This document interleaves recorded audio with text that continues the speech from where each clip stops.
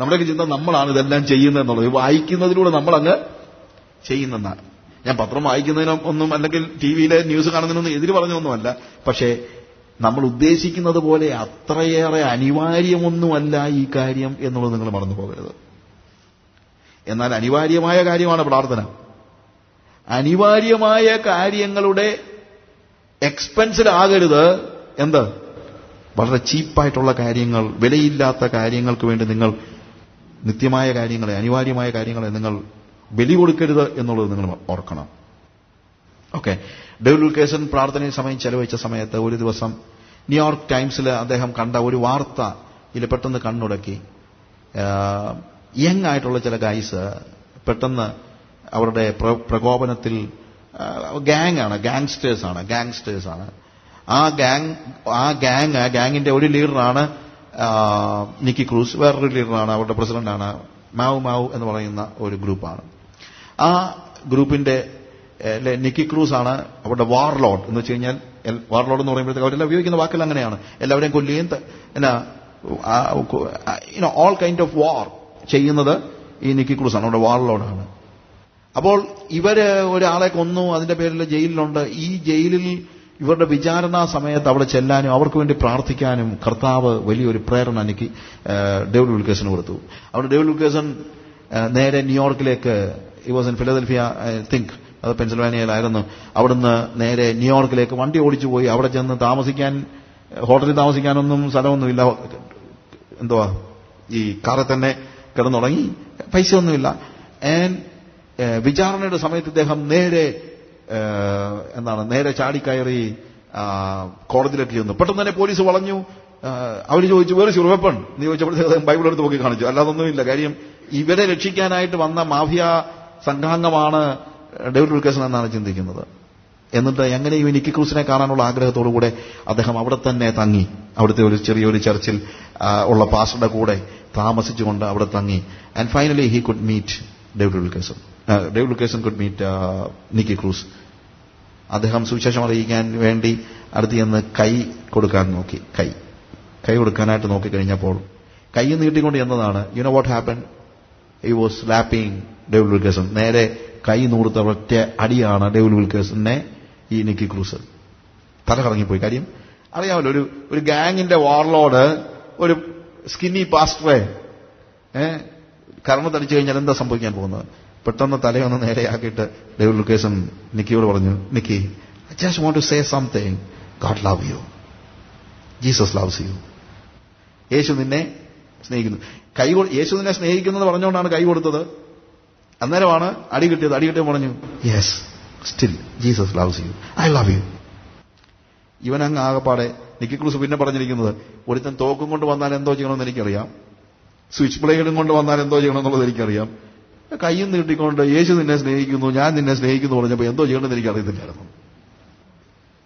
അതിനുശേഷം ചില ദിവസങ്ങൾക്ക് ശേഷം വീണ്ടും നിക്കി ക്രൂസിനെ കാണാനായിട്ട് ഡേവിഡ് വിൽക്കേഴ്സന് ഒരു അവസരം ഉണ്ടായി. കണ്ടു കഴിഞ്ഞ് കൈ നീട്ടി കഴിഞ്ഞപ്പോഴത്തേക്ക് നിക്കി ഈ ഡേവിഡ് വിൽക്കേഴ്സന്റെ കയ്യിൽ തുപ്പുക. He was spitting on the hand of David Wilkerson. അപ്പോഴും ഇദ്ദേഹം പറഞ്ഞു, Nicky, Jesus loves you, I love you. അടുത്ത പ്രാവശ്യം നിക്കി ക്രൂസ് താമസിക്കുന്ന ഗാങ്ങിന്റെ അവരുടെ ഒളിവിടത്തിൽ ചെന്നിട്ടാണ് നിക്കിയെ ഡേവിഡ് വിൽക്കേഴ്സൺ കാണുന്നത്. പറഞ്ഞു, Nicky, I came to say that Jesus loves you. ഇവൻ സ്വിച്ച് ബ്ലേഡ് കടാര എടുത്തിട്ട് ഡേവിഡ് വിൽക്കേഴ്സന്റെ കഴുത്തിന് കുത്തിപ്പിടിച്ചിട്ട് പറഞ്ഞു, preacher, I gonna cut you into 1000 pieces. ഞാൻ നിന്നെ 1000 കഷണങ്ങളായിട്ട് മുറിക്കാൻ പോകുകയാണ്. അവൻ വെറുതെ പറയുന്നൊന്നുമല്ല, അവന് ചെയ്യാൻ അറിയാം, അവൻ ചെയ്യും. അവന്റെ സ്വഭാവം അതാണ്. ഈ സ്കിന്നി പ്രീച്ചർ ചിരിച്ചുകൊണ്ട് പറഞ്ഞു, Nicky, I know you can do that, but even if you cut me into 1000 pieces, നീ എന്നെ 1000 കഷണങ്ങളായിട്ട് മുറിച്ചാലും still each piece will love you. 1000 കഷണങ്ങളായി മുറിച്ചാലും വീണ്ടും ആ ഓരോ കഷണങ്ങളും നിന്നെ സ്നേഹിച്ചുകൊണ്ടിരിക്കും. Because Jesus loves you. കാരണം യേശു നിന്നെ സ്നേഹിക്കുന്നുണ്ട്. പ്രിയമുള്ളവരെ, ഇതാണ് പേഴ്സ്യൂ ചെയ്യുക എന്ന് പറഞ്ഞാൽ ഇതിന്റെ അർത്ഥം. പുറകെ നടന്ന് സുവിശേഷം അറിയിക്കുക എന്ന് പറഞ്ഞാൽ ഇതാണ് ഇതിന്റെ അർത്ഥം. പുറകെ നടന്ന് സുവിശേഷം അറിയിക്കുക. And finally that Nicky Cruz, he accepted Jesus and all his gang members. ആ ഗാങ്ങിലെ മുഴുവൻ ആളുകളും കർത്താവിനെ സ്വീകരിച്ചു. 200 പേരുടെ ഗാങ് ആയിരുന്നു അത്. അവർ മുഴുവൻ കർത്താവിനെ സ്വീകരിച്ചു. ആ ഡേവിഡ് വിൽക്കേഴ്സന്റെ ആ സ്റ്റോറി നിങ്ങൾ possible you just read that, ആ ബുക്ക് നിങ്ങൾ വായിക്കുക. അതിനകത്ത് കൃത്യമായിട്ട് ആ കാര്യത്തെക്കുറിച്ച് നമുക്ക് മനസ്സിലാക്കാനായിട്ട് പറ്റും. പേഴ്സ്യൂ ചെയ്യുക എന്ന് പറയുമ്പോഴത്തേക്ക് അതിനകത്തെ അർത്ഥം അതാണ്. നമ്മൾ എന്ത് ചെയ്യേണ്ടി വരുന്നു? പലപ്പോഴും ഞാൻ ഈ പറഞ്ഞത് ആരെയും ബുദ്ധിമുട്ടി, ഒരിക്കലും നമുക്ക് ഒരാൾക്കൊരു ശല്യമാകാൻ പാടില്ല. അതൊക്കെ ശരിയാണ്. നമ്മൾ ആർക്കും ഒരു ശല്യമാകാൻ പാടില്ല. നമ്മൾ വളരെ മാന്യമായിട്ട് വേണം ആളുകളോട് സുവിശേഷം പറയാൻ. അതിനൊന്നും ഞാൻ ഒരിക്കലും അതിന് ആരെയും ഉപദ്രവിച്ചല്ലോ സുവിശേഷം പറയേണ്ടത്. അങ്ങനെ പറഞ്ഞാൽ ആരും അത് അക്സെപ്റ്റ് ചെയ്യത്തുമില്ല. ആത്യന്തികമായി നമ്മളുടെ ലക്ഷ്യം എന്താണ്? നമ്മൾ പറയുക എന്നുള്ളത് മാത്രമല്ല നമ്മുടെ ലക്ഷ്യം. എന്താണ്? അവരത് സ്വീകരിക്കുക എന്നുള്ളതാണ്. അതുകൊണ്ട് തീർച്ചയായും അവർ സ്വീകരിക്കുവാനുള്ള നിലയിൽ വേണം നമ്മൾ പറയാനായിട്ട്. പക്ഷേ അവർ സ്വീകരിക്കണമെങ്കിൽ അതിന്റെ പിന്നിലെ നമ്മുടെ പ്രേരണാശക്തി, പ്രേരക ഘടകം എന്തായിരിക്കണം? ക്രിസ്തുവിന്റെ സ്നേഹം. ശരിക്കും ക്രിസ്തുവിന്റെ സ്നേഹമാണ് നമ്മളെ നയിക്കുന്നതെങ്കിൽ, അതാണ് നമ്മുടെ പ്രേരണാ ഘടകമെങ്കിൽ, എന്റെ ചിന്ത അത് അക്സെപ്റ്റ് ചെയ്യാനായിട്ട് തീർച്ചയായും ദൈവത്തിന്റെ പരിശുദ്ധാത്മാവ് അവരെ പ്രേരിപ്പിക്കും. ഇല്ലേ? നമുക്ക് വേറെ എന്തെങ്കിലും ലക്ഷ്യമുണ്ടെങ്കിൽ പലപ്പോഴും നടക്കത്തില്ല.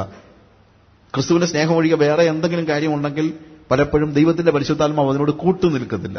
ഇവിടെ 2 കൊരിന്ത്യർ 5-ാം അധ്യായത്തിന്റെ 11-ാം വാക്യം നമ്മളിവിടെ വായിക്കുമ്പോൾ അവിടെ കാണുന്ന ഒരു പ്രധാനപ്പെട്ട കാര്യം അതാണ്. ആകയാൽ കർത്താവിനെ ഭയപ്പെടണമെന്ന് അറിഞ്ഞിട്ട് ഞങ്ങൾ മനുഷ്യരെ സമ്മതിപ്പിക്കുന്നു, എന്നാൽ ദൈവത്തിന് ഞങ്ങൾ വെളിപ്പെട്ടിരിക്കുന്നു, നിങ്ങളുടെ മനസാക്ഷികളിലും വെളിപ്പെട്ടിരിക്കുന്നു എന്ന് ഞാൻ ആശിക്കുന്നു. എന്നാൽ ദൈവത്തിന് ഞങ്ങൾ വെളിപ്പെട്ടിരിക്കുന്നു. We are made manifest unto God. Paul പറയാണ്, ക്രിസ്തുവിന്റെ സ്നേഹമാണ് ഞങ്ങൾ. എന്തുകൊണ്ടാണ്? We know, we have a revelation. എന്താണ് റെവലേഷൻ? എല്ലാ മനുഷ്യരും ദൈവത്തിന്റെ ക്രിസ്തുവിന്റെ ന്യായാസനത്തിന് മുമ്പാകെ നിൽക്കേണ്ടി വരുന്നു വരും. അവനവൻ ശരീരത്തിലിരിക്കുമ്പോൾ ചെയ്യുന്ന നല്ലതാകലും തീയതാകലും അതിന് തക്കവണ്ണം പ്രാപിക്കണമെന്ന് എല്ലാവരും ദൈവത്തിന്റെ ന്യായാസനത്തിന് മുമ്പാകെ നിൽക്കേണ്ടി വരും എന്നുള്ള യാഥാർത്ഥ്യം ഞങ്ങൾക്ക് വെളിപ്പെട്ടിരിക്കുന്നു. അത് ഭീതിതമായ ഒരു കാര്യമാണ്. ആശ്വാസത്തിന്റെ വചനമാണ്.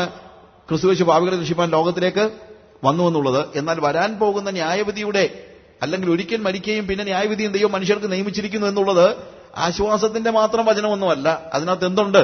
കർത്താവിനെ നമ്മൾ ഭയപ്പെടണം. ഈ തിരിച്ചറിവിൽ ഞങ്ങൾ ഓരോരുത്തരോടും അവരുടെ പുറകെ നടന്ന് ക്രിസ്തുവിന്റെ സുവിശേഷം ഞങ്ങൾ എന്ത് ചെയ്യുന്നു? പറഞ്ഞു കൊടുക്കുന്നു. എന്നാൽ അത് പറഞ്ഞു കൊടുക്കുമ്പോൾ ഞങ്ങളുടെ ഹൃദയത്തിൽ വേറെ ഒന്നുമില്ല എന്നുള്ളത് ദൈവത്തിന് വെളിപ്പെട്ടിരിക്കുന്നു. We are made manifest unto God. ഞങ്ങളുടെ ഹൃദയത്തിൽ വേറെ ലക്ഷ്യങ്ങളൊന്നും ഇല്ല. ദൈവത്തിന് ഞങ്ങളുടെ ഹൃദയം അറിയാം, ഞങ്ങളുടെ ഹൃദയത്തിന്റെ ഭാരം അറിയാം, ഞങ്ങളുടെ ഹൃദയത്തിന്റെ വേദന അറിയാം, ഞങ്ങളുടെ ലക്ഷ്യമറിയാം. പ്രിയമുള്ളവരെ, സുവിശേഷം അറിയിക്കുന്നതിന് വേറെ ഒന്നും നമുക്കൊരു ഘടകമാകാനായിട്ട് പാടില്ല, except the love of Christ. The love of Christ കൺസ്ട്രെയിനത്ത് us. വേറെ ഒന്നും നമുക്കൊരു ഘടകമാകാൻ പാടില്ല. അങ്ങനെ ആയിക്കഴിഞ്ഞാൽ ദൈവത്തിന്റെ പരിശുദ്ധാത്മാവിന് പ്രവർത്തിക്കാൻ ബുദ്ധിമുട്ടാണ്. അതുകൊണ്ടാണ് ഈ ദിവസങ്ങളിലെ മീറ്റിങ്ങുകളിൽ ഞാൻ ആഗ്രഹിക്കുന്നത്, ഈ മീറ്റിങ്ങുകൾ നമുക്ക് ഒരു സുവിശേഷീകരണത്തിന്റെ മുന്നേറ്റം ഉണ്ടാകുവാൻ കാരണമായി തീരണം എന്നുള്ളതാണ്. ഞാൻ രാവിലെ പറഞ്ഞൊരു പ്രധാനപ്പെട്ട കാര്യം അതാണ്. എങ്ങനെ? ഒരു പ്രോഗ്രാമായിട്ടോ ഒരു പ്രോജക്റ്റായിട്ടോ എന്തെങ്കിലും കാര്യങ്ങൾ ചെയ്യാനല്ല. പ്രത്യുത യേശുക്രിസ്തുവിന്റെ സ്നേഹം നിർബന്ധിക്കുന്നത് കൊണ്ട് നമ്മുടെ അയൽ വീടുകളിലേക്കും നമ്മുടെ സ്ട്രീറ്റുകളിലേക്കും നമ്മുടെ അടുത്തുള്ള ആശുപത്രികളിലേക്കുമൊക്കെ നമ്മുടെ വിശ്വാസികളായ ആളുകൾ കടന്നു ചെല്ലുന്ന ഒരു അവസ്ഥ നമുക്കുണ്ടാകണം. അതിനാണ് നമ്മൾ ഇപ്രാവശ്യത്തെ ഈ മീറ്റിങ്ങിനെ കുറിച്ച് ഉദ്ദേശിക്കുന്നത്. അല്ലാതെ കുറേയേറെ കൂടുതൽ കാര്യങ്ങൾ പഠിച്ചു വെക്കാനൊന്നുമല്ല. പ്രത്യുത ഇത് നമുക്ക് പ്രായോഗികമാക്കാനായിട്ട് കഴിയണം. യേശുക്രിസ്തുവിന്റെ സ്നേഹത്താൽ മാത്രം നിർബന്ധിക്കപ്പെട്ടവരായി നമ്മുടെ അയൽവക്കങ്ങളിൽ, നമ്മുടെ സഹോദരങ്ങളുടെ അടുത്ത്, നമ്മുടെ സ്കൂളുകളിൽ, നമ്മുടെ കോളേജുകളിൽ, നമ്മളുടെ ആശുപത്രികളിൽ, നമ്മുടെ പ്രിസണുകളിൽ, ജയിലുകളിൽ ഒക്കെ ചെന്ന് കർത്താവിന്റെ സ്നേഹത്താൽ നിർബന്ധിതരായി സുവിശേഷം അറിയിക്കുന്ന ആളുകൾ ഉണ്ടാകണം. ഞാൻ രാവിലെ പറഞ്ഞ കാര്യം എല്ലാവരും ഇല്ലായിരുന്നല്ലോ. അതുകൊണ്ട് ഞാൻ പറഞ്ഞത് ക്രൂസൈഡുകളിലൊക്കെ കാലം കഴിഞ്ഞു. പ്രിയമുള്ളവരെ, ക്രൂസൈഡുകളിൽ ഇന്ന് പങ്കെടുക്കുന്ന ആളുകളുടെ, അവിശ്വാസികളുടെ പെർസെന്റേജ് എന്ന് പറയുന്നത് 1% പോലും ഇല്ല. 99% ആളുകളും ക്രൂസൈഡുകളിലും, മോസ്റ്റ് ഓഫ് ദ ക്രൂസൈഡ്സ്, ചില ക്രൂസൈഡ് ചിലപ്പോൾ ഡിഫറൻസ് ഒക്കെ കാണും. ഞാൻ പറഞ്ഞത് കോമൺ ആയിട്ടുള്ള കാര്യമാണ്. സഭകളുടെ ജനറൽ കൺവെൻഷനുകളും ക്രൂസൈഡുകളുമാണ് ഇന്നത്തെ സുവിശേഷ വേല. വേറെ സുവിശേഷ വേലയൊന്നും ഇപ്പം കാര്യമായിട്ട് നടക്കുന്നൊന്നുമില്ല. ഈ രണ്ടിടത്തും 1% ആളുകൾ പോലും മിക്കപ്പോഴും അവിശ്വാസികൾ പങ്കെടുക്കുന്നില്ല. ഞാൻ പറഞ്ഞല്ലോ, 1500 പേരുള്ള പങ്കെടുത്ത ഒരു ക്രൂസൈഡിൽ 50 പേര് പോലും, 50 പേരൊന്നുമില്ല, അവിശ്വാസികൾ വരുന്നില്ല. അതിനേക്കാൾ നല്ലതല്ലേ നിങ്ങൾ 50 വീടുകളിൽ കയറിയാൽ 50 അവിശ്വാസികളെ അല്ലല്ലോ 3 പേരെ വെച്ച് കണ്ടാൽ 150 അവിശ്വാസികളെ നിങ്ങൾക്ക് കാണാൻ പറ്റുമല്ലോ. 8 ലക്ഷവും 10 ലക്ഷവും മുടക്കി നടത്തുന്ന ഒരു ക്രൂസൈഡിനേക്കാൾ ഗുണമാണ് നിങ്ങൾ ഒരു 50 വീട്ടിൽ കയറി ട്രാക്ട് കൊടുത്താൽ. അത് തന്നെയല്ല കർത്താവ് അതാണ് ഉദ്ദേശിക്കുന്നതും. അവന്റെ പാറ്റേൺ അതാണ്.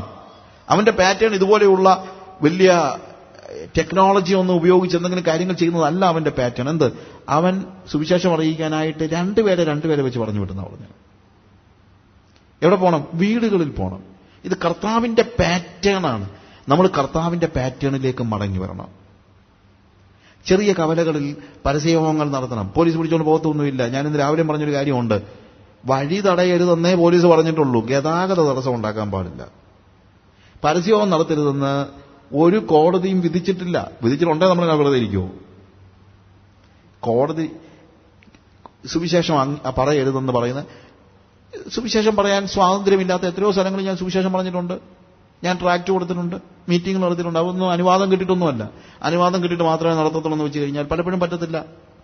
പല രാജ്യങ്ങളും സുവിശേഷീകരണത്തിന് വിരുദ്ധമായിട്ടുള്ള പല രാജ്യങ്ങളുമുണ്ട്, ഗവൺമെന്റ് നിയമങ്ങളുമുണ്ട്. പക്ഷെ നമ്മൾ അനുവാദം നോക്കിയിരിക്കുകയല്ല. ആ കാര്യങ്ങളിൽ നമ്മൾ നല്ല പൗരന്മാരായിരിക്കണം, എല്ലാ നിയമങ്ങളും അനുസരിക്കണം. പക്ഷേ സ്വർഗത്തിന്റെ നിയമങ്ങൾക്ക് വിരുദ്ധമായി ലോകത്തിലെ ഒരു നിയമം വന്നു കഴിഞ്ഞാൽ അതനുസരിക്കാൻ നമുക്ക് ബാധ്യത ഇല്ല. അതാണ് ഞാൻ പറഞ്ഞത്. സ്വർഗത്തിലെ നിയമത്തിന് വിരുദ്ധമായി മറ്റുള്ളവർക്ക് ശല്യം ഉണ്ടാക്കരുത്, വഴി തടയരുതെന്ന് പറഞ്ഞാൽ ശരിയാണ്. ഗതാഗത തടസ്സം ഉണ്ടാക്കാൻ പാടില്ല. അത് നിയമമാണ്. ആ നിയമം നമ്മൾ അനുസരിക്കണം. പക്ഷേ നിങ്ങളുടെ അയൽവക്കത്തുള്ള ഒരു കവലയിൽ ചെന്നിട്ട് 50 പേര് കൂടുന്നിടത്ത് നിങ്ങൾ ഓരോരുത്തരടുത്ത് ചെന്ന് ട്രാക്ട് കൊടുത്താൽ ഗതാഗത തടസ്സമൊന്നും ഉണ്ടാകത്തൊന്നുമില്ലല്ലോ. ഉണ്ടാവും. അവരോടിപ്പം മൈക്കും പാട്ടും ഒന്നും ഇല്ലാതൊരു ഒരു മെസ്സേജ് ഒന്ന് പറഞ്ഞു നോക്ക്, അല്ലെങ്കിൽ സംസാരിച്ച് നോക്ക്. ഗതാഗത തടസ്സം ഉണ്ടാവോ? ഇല്ല. ഒരു പോലീസ് നിങ്ങളെ പിടിച്ചുകൊണ്ട് പോകത്തില്ല.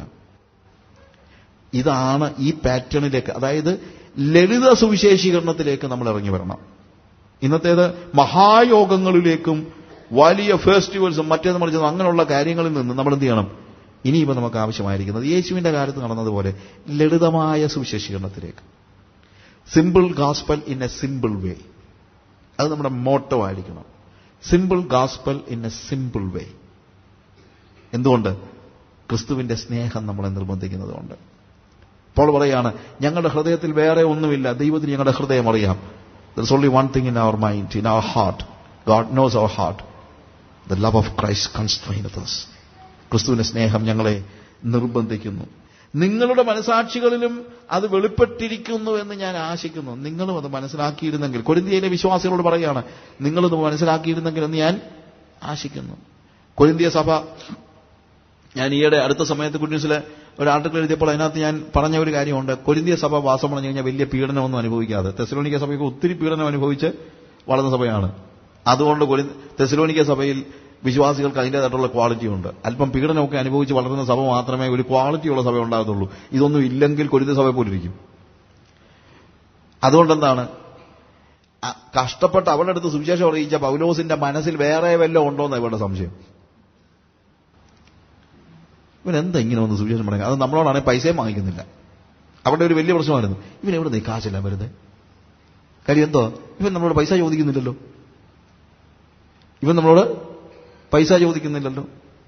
ഒരു പ്രാവശ്യം, പുറത്തങ്ങനെ പറയുന്നതല്ല എങ്കിലും ഞാൻ പറയുകയാണ്, ഒരു പ്രാവശ്യം ഒരു ചർച്ചിൽ എന്നെ പ്രസംഗിക്കാനായിട്ട് വിളിച്ചപ്പോഴത്തേക്ക് അവിടുത്തെ ശുശ്രൂഷകൻ ഒരു ദിവസം വൈകുന്നേരം പിറ്റേ ദിവസം പകലും എന്നോട് എണീറ്റപ്പോഴേ അദ്ദേഹം പറഞ്ഞത് എന്നാന്ന് ചോദിച്ചാൽ, ദൈവദാസൻ തന്റെ പ്രവർത്തനത്തെക്കുറിച്ചും തന്റെ സാക്ഷ്യമായിട്ടും ദൈവത്തിന്റെ വചനത്തിൽ കൂടെയും സംസാരിക്കും. നമുക്ക് ദൈവവചനം സംസാരിക്കാൻ തന്നെ സമയമില്ല, അതിനിടയ്ക്ക് ബാക്കിയുള്ള പ്രവർത്തനത്തെക്കുറിച്ചൊക്കെ പറയാമോന്ന്. ഞാൻ പറഞ്ഞു, 1 യോഹന്നാൻ 3-ാം അധ്യായം 1 മുതലുള്ള വാക്യങ്ങൾ വായിക്കാമെന്ന് പറഞ്ഞാണ് തുടങ്ങുന്നത്. 1.5 മണിക്കൂർ പ്രസംഗിച്ചായിരുന്നു. വൈകുന്നേരം ഞങ്ങൾ ഭക്ഷണം കഴിച്ചുകൊണ്ടിരുന്നപ്പോഴത്തേക്ക് ചോദിച്ചു, ബ്രദറെ, വടക്കേ ഇന്ത്യയിലൊക്കെ ഒത്തിരി പ്രവർത്തനമൊക്കെ ഉണ്ടെന്ന് ഞങ്ങൾ പറഞ്ഞു കേട്ടിട്ടുണ്ടല്ലോ. ഞാൻ പറഞ്ഞു, ഉണ്ട്, കുഴപ്പമില്ല. അദ്ദേഹത്തോട് ഇങ്ങനെ സംസാരിച്ചോട്ട് ഞാൻ ഇങ്ങനെ പറഞ്ഞു. പിറ്റേ ദിവസം ഇതേപോലെ തന്നെ അദ്ദേഹം പറഞ്ഞു, ഇന്നലെ ദൈവദാസൻ സമയമില്ലാഞ്ഞതുകൊണ്ട് തന്റെ പ്രവർത്തനത്തെക്കുറിച്ചൊന്നും പറഞ്ഞില്ല. ഇന്ന് അദ്ദേഹം അതിനെക്കുറിച്ചൊക്കെയും വിവരിക്കും. അതോടൊപ്പം തന്റെ സാക്ഷ്യവും ദൈവത്തിന്റെ വചനവും നമ്മളോട് സംസാരിക്കും. 1.5 മണിക്കൂർ സമയം. നമുക്ക് ഈ 1 യോഹന്നാൻ 3:1 മുതൽ 10 വരെയുള്ള വാക്യങ്ങൾ 2-3 വാക്യമായുള്ളൂ. വാക്യം കിടക്കുകയല്ലേ. അപ്പൊ അതുകൊണ്ട് ഞാൻ പറഞ്ഞു, നമുക്ക് ഇന്നലെ വായിച്ച വേദഭാഗം ഒന്നുകൂടെ വായിക്കാമെന്ന് പറഞ്ഞിട്ട് 1.5 മണിക്കൂർ കഴിഞ്ഞപ്പോൾ ഇരുന്നു. ഉച്ചയ്ക്ക് കഴിച്ച് അത് തലേദിവസം രാത്രിയിലും പിന്നെ ഉച്ചയ്ക്ക് കഴിച്ചുകൊണ്ടിരുന്നപ്പോൾ പാസ്റ്ററിനോട് ചോദ്യം, അപ്പൊ ബ്രദറെ മുഴുവൻ പൈസയും അമേരിക്കയിൽ തന്നെയാണോ വരുന്നത്?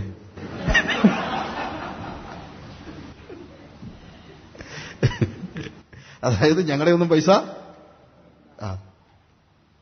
ഇതാരുടെയും കുറ്റമല്ല. ഇത് പോളിന് പറ്റിയ ഒരു വലിയൊരു അപകടമാണ് കൊരിന്ത്യ സഭയിൽ. കാര്യം കൊരിന്ത്യ സഭയിൽ പോൾ എന്ത് ചെയ്തില്ല? പണം ചോദിച്ചില്ല. അതുകൊണ്ട് ഇവനെ എവിടുന്ന് ഈ വരവ് ഇല്ലേ? അതുകൊണ്ട് പോൾ പറയുകയാണ്, ദൈവത്തിന് ഞങ്ങളുടെ ഹൃദയം അറിയാം, അത് നിങ്ങളുടെ മനസാക്ഷിയിലും വെളിപ്പെട്ടിരിക്കും എന്ന് ഞങ്ങൾ ആശിക്കുന്നു. കാരണം പോൾ പറയാണ്, there is nothing else in our heart. We have no hidden agenda. ഞങ്ങൾക്ക് ദ്രവ്യാഗ്രഹത്തിന്റെ ഉപായമില്ല. We have nothing else in our mind. ഞങ്ങളുടെ മനസ്സിൽ മറ്റൊന്നുമില്ല. God knows our heart. The love of Christ constraineth us. ഞങ്ങൾ എന്തുകൊണ്ട് ഞങ്ങളുടെ നാട് വിട്ട് വീട് വിട്ട് നിങ്ങളുടെ അടുക്കൽ വന്ന് സുവിശേഷം അറിയിക്കുന്നു? എന്തുകൊണ്ട് നിങ്ങളുടെ ഇടയിൽ 1.5 വർഷം പോൾ അവിടെ താമസിച്ച് സുവിശേഷം അറിയിച്ചതാണ് കൊരിന്തിൽ. 1.5 വർഷം. എന്തുകൊണ്ട് ഞാനിവിടെ താമസിച്ച് സുവിശേഷം അറിയിച്ചു? The love of Christ constraineth us.